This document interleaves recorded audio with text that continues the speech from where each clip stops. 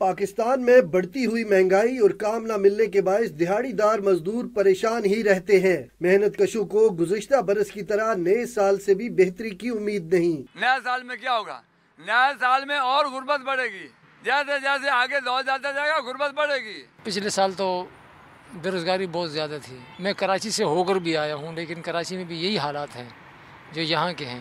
کام ملنے کی امید لیے اکثر انہیں سڑک کنارے بیٹھے بیٹھے صبح سے شام ہو جاتی ہے۔ یہ محنت کش صبر کا دامن تو ہاتھ سے نہیں چھوڑتے، لیکن برے حالات اور روزگار نہ ملنے کا ذمہ دار حکومت کو قرار دیتے ہیں۔ 3-4 ماہ کے بعد یہ گھر بھی نہیں جاتے، ٹینشن کی وجہ سے، بے روزگاری کی وجہ سے۔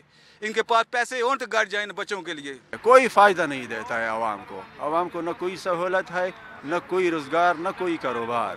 حکومت کے تمام تر دعووں کے باوجود معیشت میں بہتری کے بجائے صورتحال ابتر ہو رہی ہے، جس کے باعث مزدوروں کی بے روزگاری کے اثرات ان کے زیر کفالت افراد پر پڑ رہے ہیں۔ محنت کش ملکی معیشت میں ریڑھ کی ہڈی کی حیثیت رکھتے ہیں۔ 2023 میں انہیں اس بات کی توقع ہے کہ حکومت ایسی پالیسیاں بنائے گی جن کے ثمرات ان تک پہنچیں گے۔ کیمرامین ممتاز حسین کے ساتھ عرفان صدوزئی، ڈان نیوز، اسلام آباد۔